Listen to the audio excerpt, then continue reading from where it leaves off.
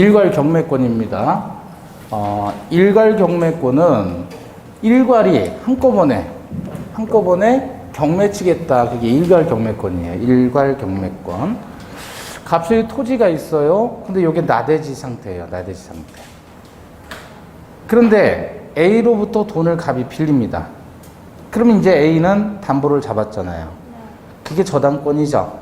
그럼 저당권자가 채권자가 갑에게 1억 원을 빌려줬고 갑은 그 1억 원을 빌려가지고 어떻게 했어요? 갑이 저당권 설정자죠. 그러니까 A에게 저당권을 설정해 줬으니까 저당권이 있는 상태에서 나대지상에 건축을 한 거예요. 건물을 진 거예요. 그러면 이렇게 되면 저당권자가 돈을 빌려줄 당시에는 나대지였는데 돈을 빌려주고 나서 이후에 보니까 건물이 올라간 무슨 땅에 이건 건물이 없는 땅은 나대지라 그래요. 그럼 건물이 있는 땅은 무슨 대지? 예? 건부지? 건대지? 건부지. 건물이 올라가면 건대지인가요?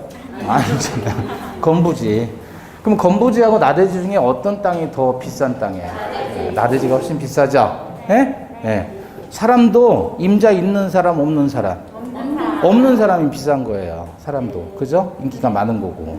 예? 혼인하면 임자가 생기잖아요. 그러니까 이 땅이 지금 건물하고 혼인한 거란 말이에요. 땅값이 떨어져요, 올라가요? 떨어졌단 말이에요. 그런 상태에서 지금 저당권 설정자 갑이 지금 건물을 지어서 지가 소유하고 있잖아요. 그래서 결국 저당권 설정자가 건물을 축조했다 그거예요. 그래서 저당권이 실행이 되면 토지를 을이 낙찰받는다라고 쳐요. 그럼 건물은 누구 거예요? 갑의 거. 그러면 이때 지상권 설정된다 안 된다? 법정상권 발생 안 되는 거예요. 발생하게 되면 그러면 지상권이 만약에 발생하게 되면 땅값은 더 떨어지게 돼 있어요. 그럼 이 건물은 어떻게 된 거예요? 지상권 없으니까. 법정상권 발생 안 하니까 철거된다. 자, 요런 상태예요. 요런 상태인데, 애시당초 이제 A가 갑에게 돈 빌려줄 당시에 토지가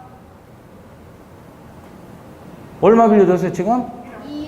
1억이었죠. 근데 이 토지가 나대지 상태에서는 2억이었죠. 이게 잘 안 보이네. 2억이었죠. 그런데 1억 원을 빌려줄 당시에는 토지가 2억이었는데, 요렇게 건물이 올라가면서 요 땅이 1억밖에 안 나가게 되는 거예요. 그리고 나서 실행을 해보니까 낙찰돼가지고 만약에 법정지상권이 인정이 된다면 그 땅값은 또 5천으로 또 떨어지는 거예요. 그럼 애시당초 A가 돈을 갑에게 빌려줄 당시에 얼마를 빌려준 거예요? 1억을 빌려줬는데 자기 채권을 회수를 못 하잖아요. 5천만 원 가지고 5천만 원만 받아도 5천만 원 못 받잖아요. 1억 원 빌려줬는데 5천밖에 못 받으니까 저당권자에게 손해가 나죠. 그럼 사실상 이건 갑이 A라는 채권자에게 양아치 짓을 하는 거예요. 왜? 돈 빌릴 당시에는 담보가치를 높게 잡고 있는데 빌려준 다음에 담보가치를 뚝뚝 떨어뜨리는 행위가 되는 거잖아요. 그래서 이 저당권자 보호하기 위해서 여기서 법정사건 발생한다 안 한다? 안 한다 그거예요. 그럼 포인트는 뭐냐면 저당권 설정 당시 지상의 나대지였다. 두 번째는 그 저당권 설정자가 건물을 소유하고 있어야 된다. 그렇다면 이 경우에 토지 저당권의 효력은 건물에 미쳐요? 안 미쳐요? 안 미치지만 이렇게 철거되는 불상사를 미연에 방지하려면 차라리 어떻게 하면 좋으냐면 일괄해서 같이 넣자는 거예요. 즉 갑소유 토지상에 갑소유 건물이 있었잖아요. 그럼 이때 이 저당권자는 어떻게 합니까? 토지도 건물도 같이 한 사람에게 팔아버리는 거예요. 원래 토지 저당권의 효력은 지상 건물에 미쳐요? 안 미쳐요? 안 미치는데 이 경우는 어차피 설정자 갑이라는 사람이 A에게 돈을 갚아야 되는 입장이에요. 그러면 담보 잡힌 건 토지인데 토지 팔아서 돈을 다 못 갚았다 그러면 갑이라는 자가 지 건물이라도 팔아서 돈을 갚아야 될 거 아니에요. 그러니까 저당권은 건물의 효력이 미치지는 않지만 어차피 그놈이니까 갑이 토지 팔고 건물 팔아서 뭐든지 다 팔아가지고 A라는 사람에게 돈을 갚아야 되는데 지금 갑이라는 사람이 토지에만 저당권 설정했다고 해서 토지 저당권의 효력이 건물에 미치는 건 아니지만 어쨌든 토지 팔아서 돈을 못 갚으면 건물도 팔고 또 갑이 가지고 있는 채권도 팔고 주식도 팔고 와이프도 팔아야 될 거 아니야. 예를 들면. 그러니까 이런 경우에 차라리 건물에는 저당권이 이렇게 미치지는 않지만 어차피 그 놈이 소유하는 것이니까 같은 놈이니까 얘를 한꺼번에 같이 한 사람에게 팔아주자 그거예요. 그럼 이 경우보다도 갑에게 좋아요. 왜? 이 경우라면 갑은 건물 철거해야 되잖아요. 근데 이 경우는 돈 받고 파는 거잖아요. 그럼 갑에게도 좋고 낙찰자 을에게도 좋아요. 이 경우에 얘가 토지를 낙찰받으면 분명히 갑에게 철거 요구할 때 얘가 순순히 응해주진 않을 거예요. 소송하고 난리쳐야 돼요. 근데 이렇게 하면 간단하게 둘 다 한 사람 소유에 끝나니까 을도 좋아요. 저당권자도 좋아요. 왜? 빨리 경매가 끝나니까. 그러니까 채권자, 채무자, 제3자 전부 좋더란 말이에요. 그래서 차라리 이때는 일괄 경매를 하자. 단 일괄 경매 조건은 뭐예요? 설정 당시 나대지일 것. 두 번째, 설정자가 건물을 소유할 것. 그러면 일괄 경매를 할 수도 있는 거고 안 해도 돼요. 이렇게 가도 되는 거고 선택하는 사항입니다. 주의하실 건 건물 매각 대금에 대해서는 우선 변제를 받을 수 없어요. 저당권자는. 이건 편의상 이렇게 하겠다는 취지예요. 편의상.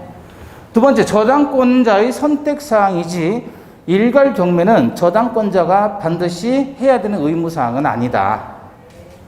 자, 관련해서 123페이지 7번 문제입니다. 저당 토지 위의 건물에 대한 일괄 경매 청구권입니다. 1번. 요거는 저당권 설정 당시에 토지상의 건물이 존재하고 소유자가 같아야 된다라는 366조의 법정지상권하고 구별해야 돼요. 1번. 설정 당시 건물이 존재한 경우에도 인정된다. 그래요? 이때는 일괄 경매 안 되잖아요. 설정 당시 나대지어야 됩니다. 두 번째, 토지의 저당권 설정 후 토지의 용의권을 설정받은 자가 건축한 건물이에요. 그러면 설정자가 건물 소유하는 게 아니죠? 그런데 나중에 설정자가 소유권을 취득했대요. 그럼 결과적으로 소유한 거네요. 따라서 이 경우 일괄 경매할 수 있죠. 3번, 저당 토지 위 건물에 대한 일괄 경매 청구권의 요건을 구비한 경우에 저당권자는 일괄 경매를 신청할 의무를 부담한다. 아니죠? 선택사항입니다. 4번, 토지 저당권자는 건물의 매각 대금에 대해서도 우선 변제를 받을 수 있다. 안 된다 그랬죠. 건물 매각 대금에 대해서는 우선 변제 받지 못하고. 5번, 저당 토지만 경매해도 충분히 피담보 채권을 변제받을 수 있는 경우라면 건물에 대한 일괄 경매가 허용되지 않는다. 아니죠. 허용됩니다. 요건은 뭐예요? 설정 당시 나대지. 두 번째, 설정자가 건물을 소유할 것. 자, 121페이지 4번.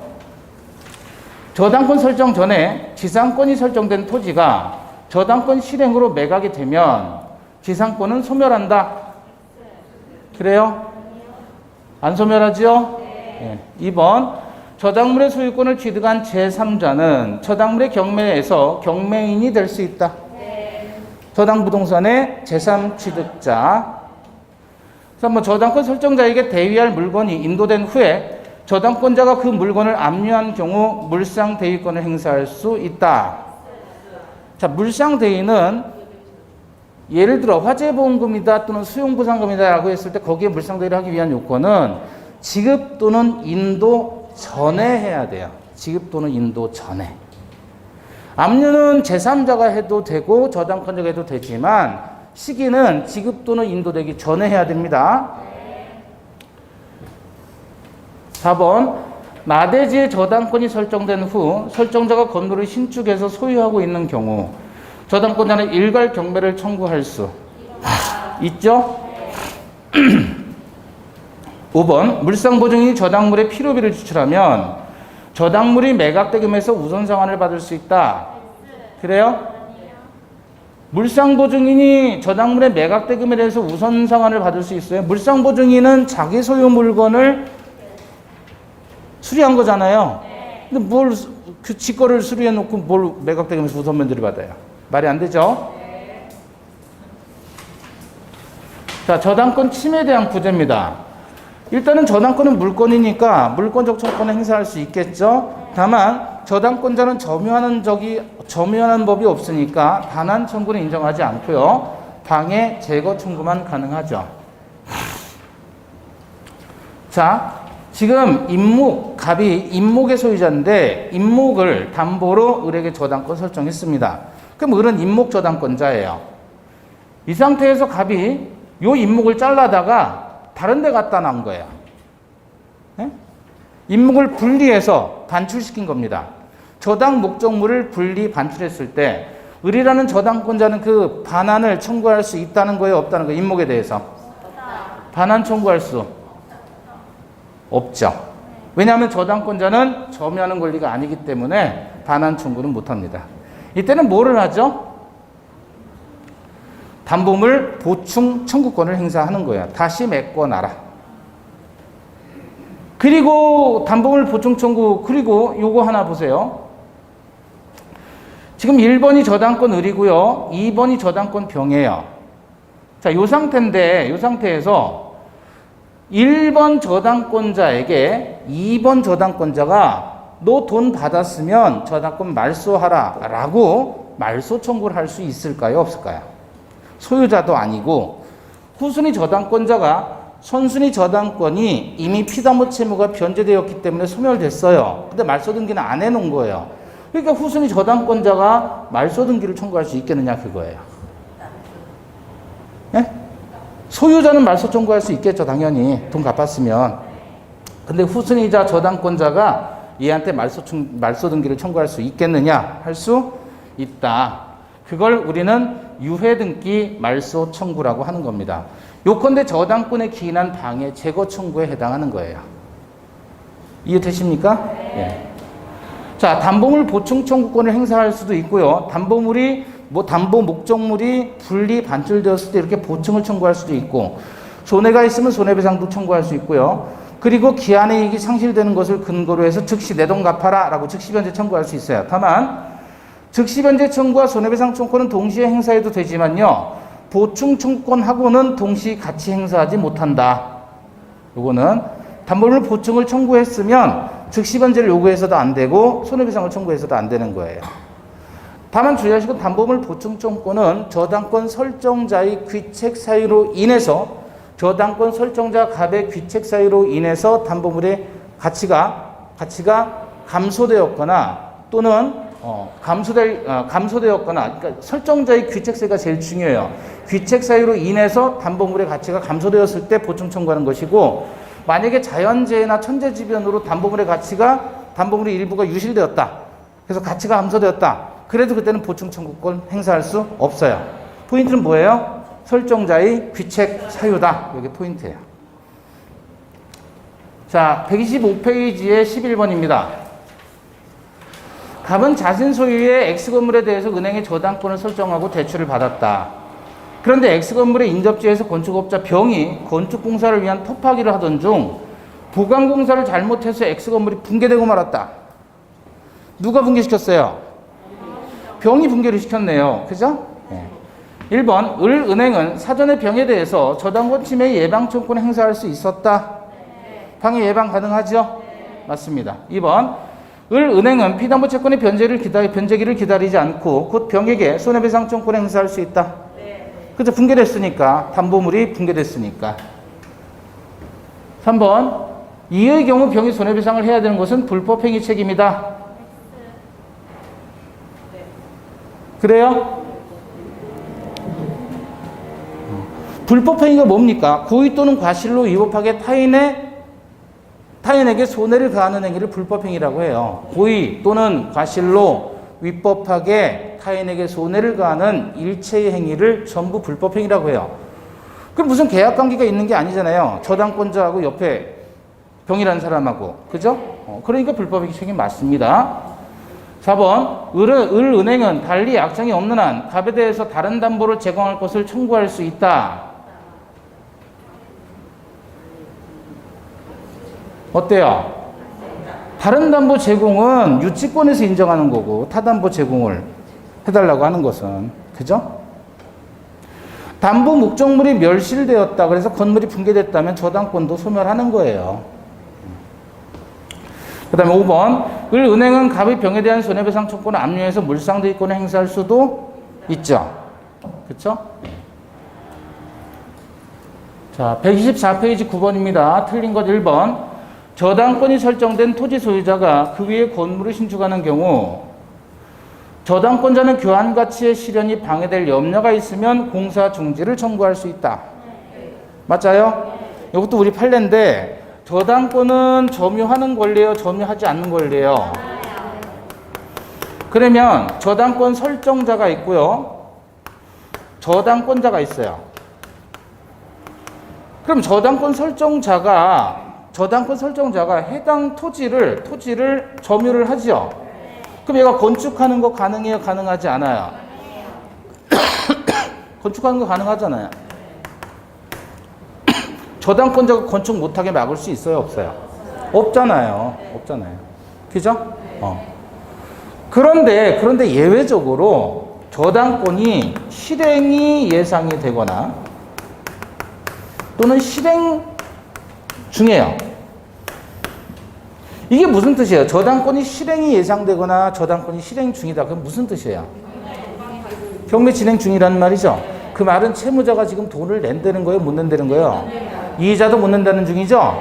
이런 예외적인 경우에 얘가 공사를 강행을 하더란 말이에요. 돈도 이자도 못 내면서 공사를 강행해요. 왜 그럴까요, 얘는? 지어서 분양하려고 그러는 거예요. 예? 근데 저 이자도 못 내는 주제에 억지로 지어가지고 공사를 강행하고 있다. 그럼 건축업자에게 돈은 공사비는 제대로 주겠어요? 그것도 제대로 안 줄 거란 말이에요. 그래서 이렇게 공사를 강행한다 그러면 결국은 이게 경매됐을 때 복잡해져요? 아니면 단순해져요? 복잡해지죠. 그리고 그러니까 이 이해관계는 여러 명 생기는 거예요. 지금 낙찰받는 사람도 피해자가 양산되는 거고 분양받은 사람들 다 피해자가 되는 거예요. 그죠? 이런 상황이고 경매가는 떨어져요, 올라가요? 낙찰가는 떨어진단 말이에요. 그죠? 그러면 결국은 이 저당권자는 애시당초 자기가 담보로 했던 부동산의 교환 가치도 제대로 받을 수가 없게 되더란 말이야. 다시 말해 얘들이 나중에 배당을 받아야 되는데 배당 받을 때 경매가가 떨어지니까 자기 채권을 회수할 수 있는 근거가 무너지는 거예요. 그래서 교환 가치의 저감, 교환 가치가 떨어진단 말이야. 즉 낙찰가가 떨어진단 말이야. 쉽게 얘기하면. 교환 가치가 저감될 위험이 있기 때문에 예외적으로 이런 경우라면 공사 중지를 청구할 수가 있다는 거예요. 예외적으로. 방해 예방 청구로서. 원칙은 덮어놓고 저당권자는 건축공사 강행하는데 공사를 못하도록 할 수 있다는 거예요, 없다는 거예요? 원칙적으로는 없는데 실행되었거나 실행이 예상되는 상황임에도 공사를 강행했다. 그래서 교환가치 저감을 초래한다. 그렇다면 이 경우 저당권자는 공사 중지를 요구할 수 있어요. 방해 예방 청구로서. 그걸 여기서 얘기한 겁니다. 2번. 그래서 1번 맞아요, 틀려요? 맞고 2번. 채무자의 변제로 피담보 채권이 소멸하면 말소 등기를 하지 않아도 저당권은 소멸한다. 당연 소멸이죠? 3번. 가압류 등기가 먼저 된 후 저당권이 설정된 경우 저당권자는 선순위 가압류 채권자에 대해서는 우선 변제권 주장할 수 없죠. 자, 이게 뭐냐면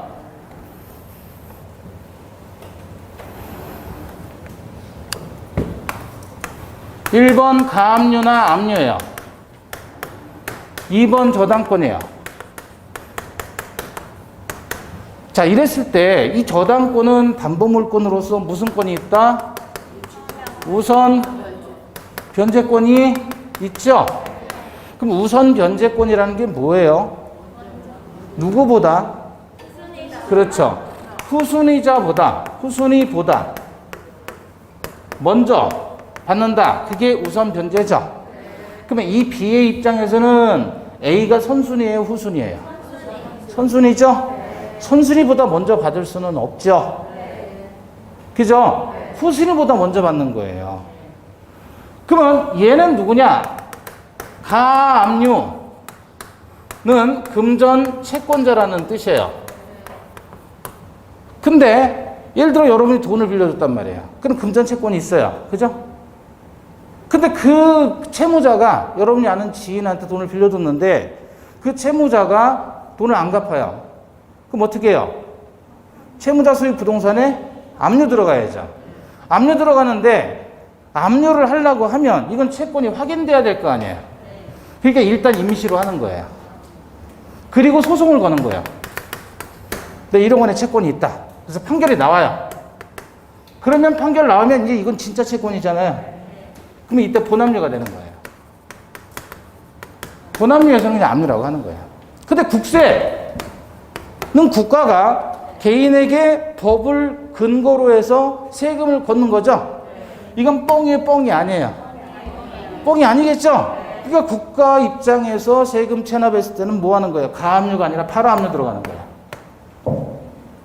근데 개인은 뻥을 칠 수 있단 말이에요. 채권이 없는데 있다고 사기칠 수 있으니까 그걸 판결을 받기 전까지는 일단 가짜로 압류하자. 이 가압류. 결국 압류나 가압류는 같은 건데, 예? 판결 받았으면 본압류예요. 그럼 어쨌든 국세로 인한 체납 처분으로 인해서 압류를 하든 무슨 압류가 들어오든 가압류가 들어오든 얘들은 다 뭐란 말이에요? 금전 채권자라는 거예요. 금전 채권자로서 일반 채권자예요. 일반 채권자니까 얘네들은 우선 변제권이라는 게 있어요, 없어요? 우선 변제라는 게 있을 수가 없는 거예요. 일반 채권자가 우선 변제를 받을 수 있는 것은 누구만? 담보물권자만 우선 변제 받는 거예요. 담보물권자만. 그럼 결국은 A는 우선권 자체가 없는 거죠. A는 B보다 우선할 수 있어요, 없어요? 없어요. B는 A에 우선할 수 있어요, 없어요? 얘도 없어요. 그럼 둘이 어떻게 하는 거예요? 비례해서 배당받는다. 채권에게 비례해서. 이해되셨어요? 그래서 가, 저 어떻게 가져요? 비례해서 가, 저. 네? 네. 자, 그래서 3번 보시면 가압류 등기가 먼저 되고요. 나중에 저당권이 설정됐어요. 그럼 가, 저죠? 이때 저당권자는 선선히 가압류 채권자에 대해서는 우선 변제권 주장할 수 없지요. 자, 비례해서 가지니까 4번. 저당권 이전을 부기등기하는 방법으로 무효인 저당권 등기를 다른 채권자를 위한 담보로 유용할 수 있다. 가능해요? 가능해? 무효등기 유용돼야 안 돼요? 된다 그랬잖아요. 다만 등기상 이해관계인이 없을 때. 자, 5번. 저당권의 피담보 채권 소멸 후 말소 등기 전에 피담보 채권의 전부 명령을 받아 저당권 이전 등기가 이루어진 때에도 그 저당권의 효력이 없다. 있어요? 자, 채권 소멸했어요. 그러면 저당권 당연 소멸, 말소 등기, 해야 소멸? 당연 소멸. 그럼 이건 무효가 된 거예요. 채권 소멸했으면 저당권 등기 자체가 무효가 됐고, 그리고 무슨 채권의 전부 명령을 받아서 저당권 이전이 됐어도 이건 무효인 거죠. 그죠? 따라서 그 저당권의 효력이 없습니다. 자, 10번입니다. 불법 말소된 저당권 등기가 회복되기 전에 경매가 행해져 매수인이 매각대금을 완납했다면 저당권 말소 등기 회복 등기를 청구할 수 없다. 원래대로라면 불법 말소되었으면 회복 등기를 해야 되는 거잖아요. 그런데 뭐가 됐죠? 경매가 행해졌죠? 경매 행해지면 설령 저당권이 회복되더라도 경매가 되면 저당권은 어떻게 돼요? 소멸하잖아요. 그러니까 굳이 회복 등기할 필요는 없죠. 니은 채무자의 변제로 피담보 채권이 소멸하면 말소 등기하지 않아도 소멸한다. 맞습니다. 디귿 저당권의 효력은 저당 부동산에 부합된 물건에 미치므로 명인방불 같은 수목에도 저당권의 효력이 미친다. 그래요? 명인방법을 갖춘 수목이라면 토지와는 별개인가요? 아닌가요? 토지와는 별개이죠. 그러나 명인방법을 통해서는 저당권을 공시하지 못해요. 따라서 미치지 않습니다. 리을 근저당권 이전에 부기등기가 된 경우 피담보 채무의 소멸을 원인으로 한 근저당 설정 등기의 말소 등기 청구의 상대방은 양수인이에요, 양도인이에요? 현재 침해 상태를 지배하는 사람이 누구예요? 네? 자, 다시.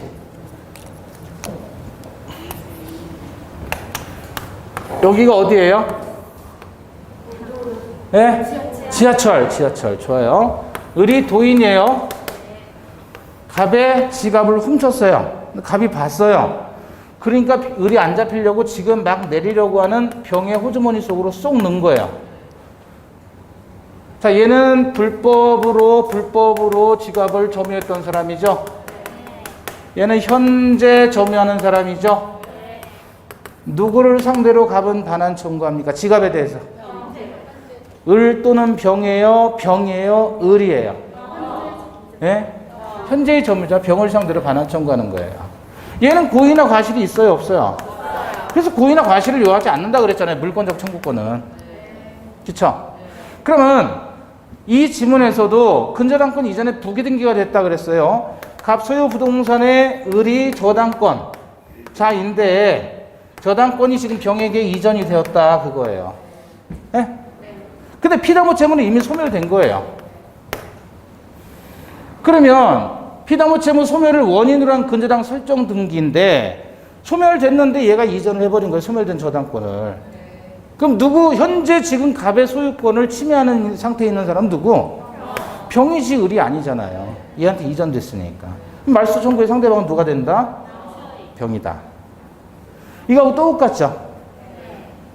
물권적 청구의 상대방은 현재 침해 상태를 지배하고 있는 사람이지 원인을 야기한 사람이 아니에요.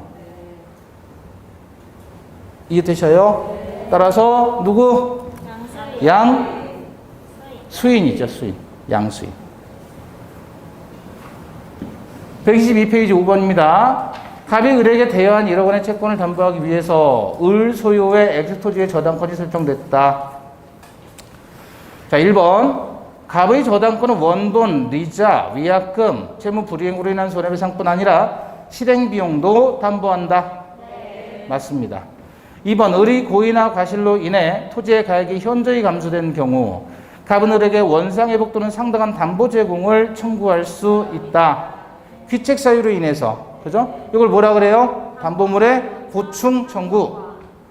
3번. 저당권이 설정된 후 을이 토지의 건물을 지어서 소유하고 있는 경우 갑은 토지와 함께 건물에 대해서도 경매를 청구할 수 있으며 이걸 뭐라 그래요? 일괄 경매. 이 경우 매각대금 전부로부터 우선 변제를 받는다. X죠. 토지 매각대금에서만. 4번. 갑이 저당권이 붙은 채권을 병에게 양도하려면 채권 양도의 요건 이외에 저당권 이전에 대한 물권적 합의와 등기가 있어야 되는데 여기서 물권적 합의는 갑병 간에만 있으면 충분하고 그 외에 을에게까지 있어야 되는 것은 아니다. 그래요? 자, 얘가 저당권자인데 얘한테 저당권 이전하려고 해요. 그럼 둘만 합의하면 돼요? 얘 합의도 필요해요? 동의도 필요해요? 둘만 합의하면 돼요. 물권의 처분은 물권자가 직접 하는 거잖아요. 채권이 아니라. 5번. 1억 원의 대여금 채권이 소멸한 후에 갑이 별도로 취득한 을에 대한 채권을 담보하기 위해 종전이 저당권 등기를 유용하기로 합의한 경우 그 합의 이전에 정명의의 재산권이 설정되어 있다면 정액의 저당권의 유효를 주장할 수는 없다. 그래서 등기상의 이행하게인 정이 있기 때문에 유용은 허용되지 않습니다. 자, 이제 저당권 끝났고 공동 저당 갑니다. 정리가 좀 돼요? 공동저당은 뭐 그냥 뭐예요? 이게 계산 문제잖아요. 계산 문제. 자, 토지도 건물도 지금 갑소유 부동산이에요. 근데 을이 갑에게 돈을 얼마 빌려줘요? 8천만 원 빌려줬다. 그러면 갑이 을에게 8천만 원을 빌리고 담보로 토지를 제공했어요. 그래서 토지에 저당권 설정하고 또 건물에도 또 저당권을 또 설정한 거예요. 돈은 한 번 빌려줬는데 담보를 2개 잡는 겁니다. 채권자 입장에서는 담보를 많이 잡는 게 안전하겠죠. 많을수록 좋아요. 채권자 입장에서는. 그랬을 때 지금 갑토지에 보니까 또 갑건물 건물 보니까 갑의 소유의 토지와 갑의 소유의 건물 이게 둘 다 갑거란 말이에요.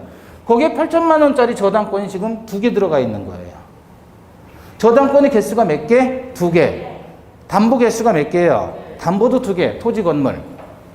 저당권도 2개. 그러나 피담보 채권은 8천만 원 1개인 거예요. 자, 이렇게 되었을 때 배당하는 방법이 동시배당이에요. 동시배당. 그리고 20배당.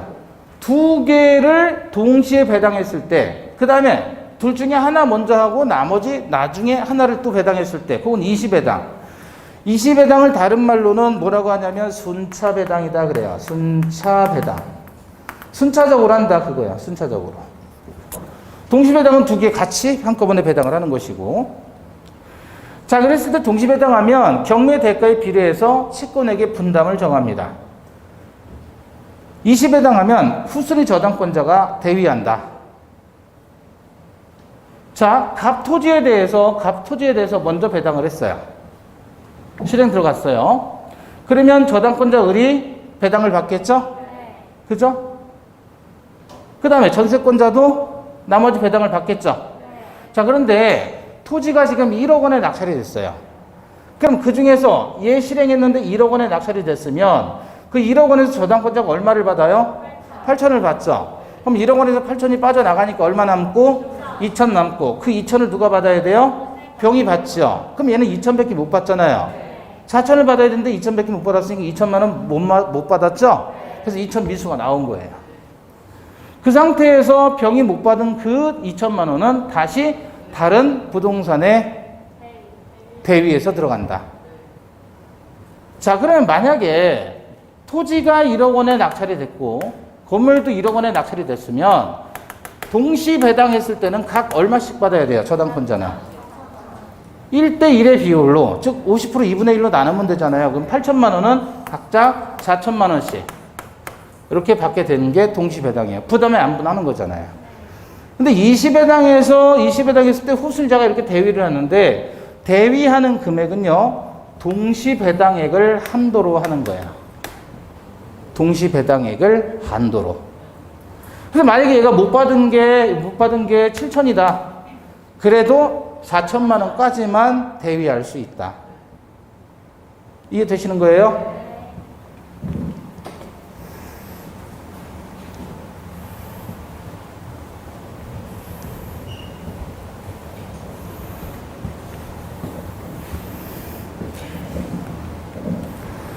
그래서 2천을 대위해서 배당을 받게 된다.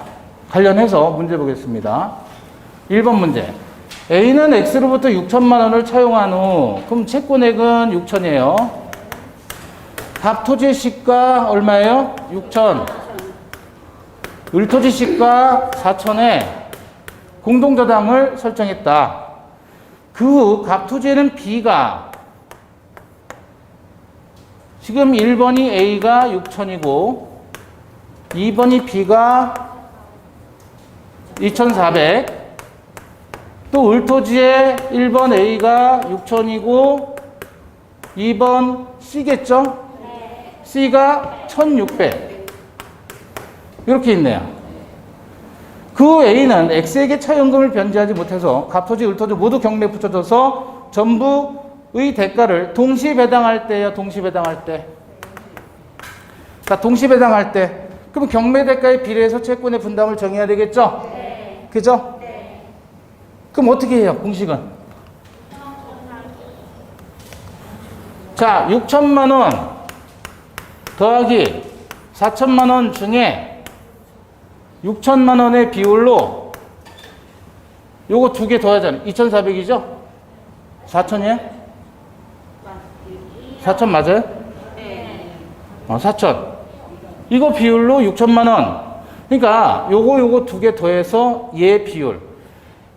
갑 소유 부동산의 경매대가, 을 소유의 경매대가, 또 갑 소유의 경매대가 곱하기 공동저당권의 채권액. 채권액이 얼마야? 6천. 이거 계산하면 나오는 거예요. 그러니까 곱하기 6천을 해주는 거예요. 할 수 있어요? 그러면 얘하고 66, 36 이렇게 하고 요거 1억이잖아요. 그럼 계산하면 돼요. 계산기로. 6천만 원 곱하기 6천만 원 나누기 1억. 하실 수 있죠? 숫자가 크면 큰 대로 하면 되지 뭐. 근데 숫자 큰 게 싫으면 약분을 하셔야 돼요. 약분 어떻게 하는지 아시죠? 3개 띄고 3개 띄고 3개 띄고 같이. 그럼 66이 36, 36에 이렇게 되잖아요. 그죠? 10이고 하나 더 띄고 3,600. 그럼 여기서 3,600 받으면 되는 거예요. 근데 저는 이렇게 안 하고 제 방식은 뭐냐면 6,000 대 4,000이단 말이에요. 그러면 3대 2의 비율이잖아요. 그죠? 3대 2의 비율로 6천만 원을 나누면 돼요. 6천만 원 3대 2의 비율로 나누면 어떻게 돼요? 네? 5분의 3 곱하기 6천. 5분의 2 곱하기 6천. 이렇게. 그럼 5, 1은 5, 5, 2, 10, 3, 1은 3, 3, 2, 6, 3,600이잖아요. 그럼 여기가 3,600 나왔으면, 여기는, 어쨌든 얘는 6,000 받아야 되는데, 2,400 받으면 되잖아요. 그럼 여기는 얼마? 6,000에서 3,600 빼니까 2,400 남죠? 여기는 4,000에서 2,400 빼니까 1,600 남네요? 이렇게 되잖아요. 그럼 1,600, 2,400. 그래서 동시배당하는 경우에 X는 기억을 배당받게 되며, X는 얼마를 받아요? 3,600. B는 2,400. C는 1,600을 배당받게 되죠. 다 찾을 수 있죠? 네. 3,600, 2,400, 1,600. 자. 두 번째는 이제 담보 부동산이 지금까지 본 거, 동시배당할 때 경매대가에 비례하고 20배당할 때는 후순위자 대위하는 거는 두 개의 부동산이 전부 채무자 소유일 때 그런 거예요. 근데 하나는 채무자 소유고 또 하나는 물상보증인 소유일 때는 어떻게 되느냐, 이제 그거죠. 채무자 소유 부동산이 있고 물상보증인 소유 부동산이 있다. 이렇게 했을 때 동시배당하면 어떻게 되죠? 먼저 채무자 소유 부동산에서 변제를 받고요. 모자라면 그 후 추가로 물상보증인 소유 부동산에서 배당을 받는다.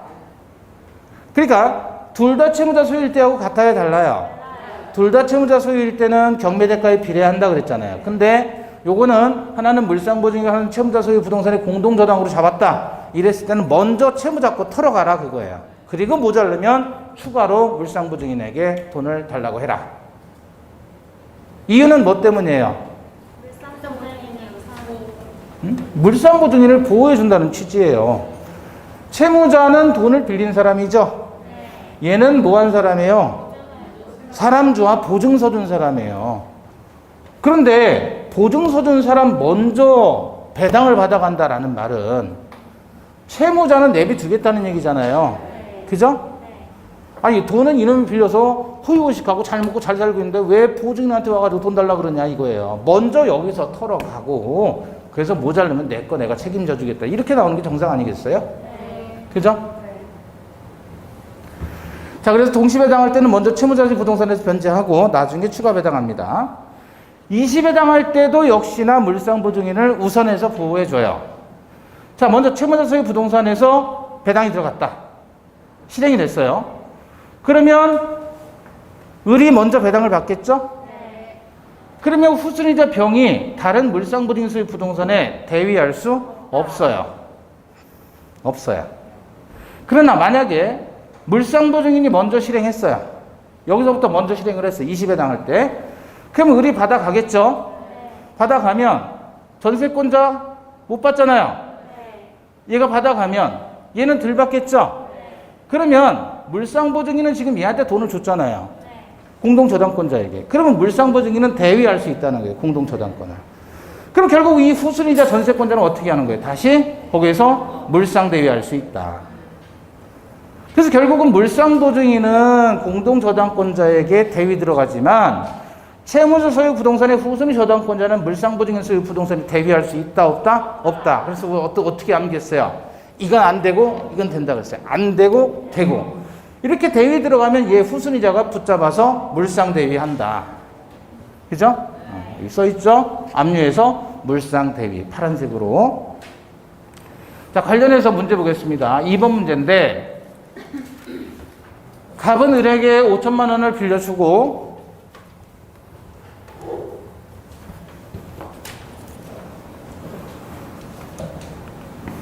갑은 을에게 1억 5천만 원을 빌려주고 이 금전채권을 담보하기 위해 을 소유의 X부동산 시가 2억 원, 병수의 Y부동산 시가 1억 원 위에 각각 1순위 저당권을 취득했다.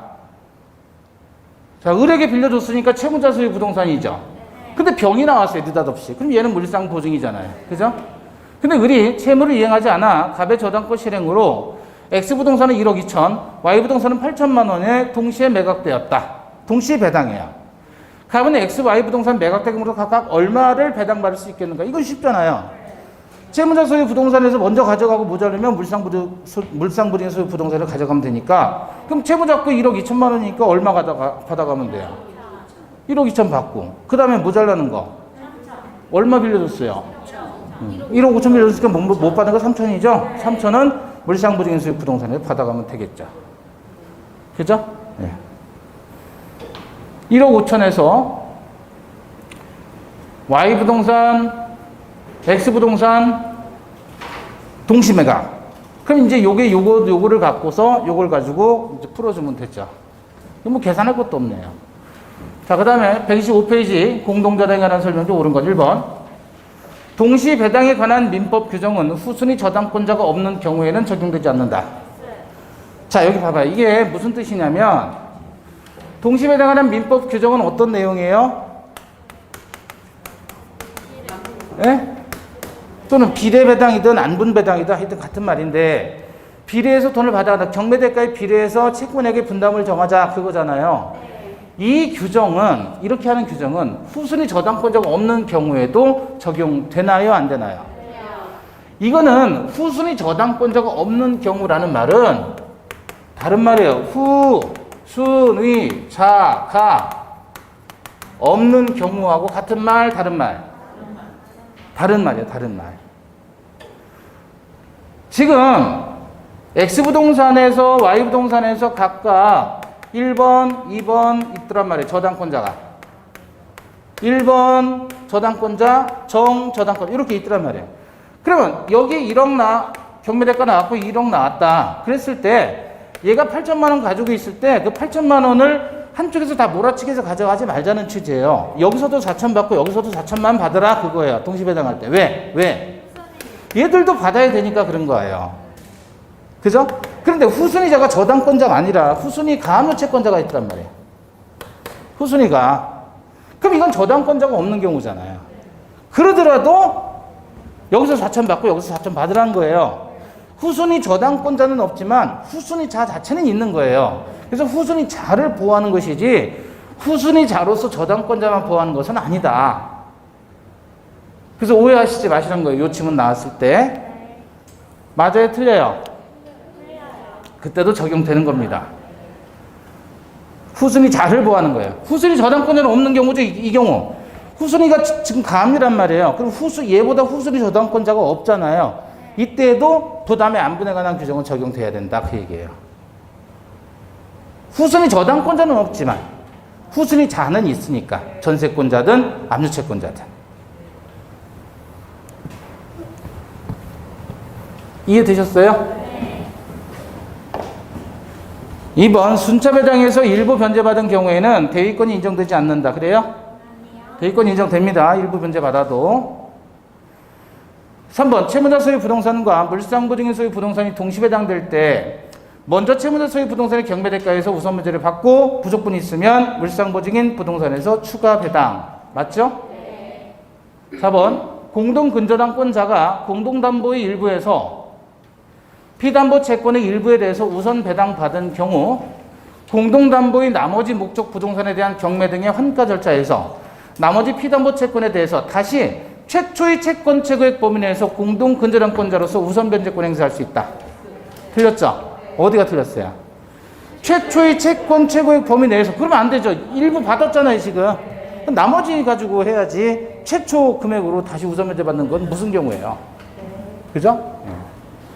5번 주임법상 대지 건물이 동시 매각되어 주택 임차인에게 경매대가를 동시배당하는 때에 공동자당의 동시배당 규정을 유추 적용할 수 있다 그랬죠.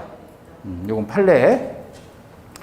임차인의 우선 변제권은 대지가액을 포함한다 그랬잖아요. 그래서 동시배당가당 규정을 유추 적용하는 게 판례입니다.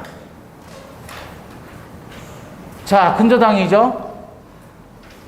근저당. 잠시 쉬었다 볼까요, 근저당은?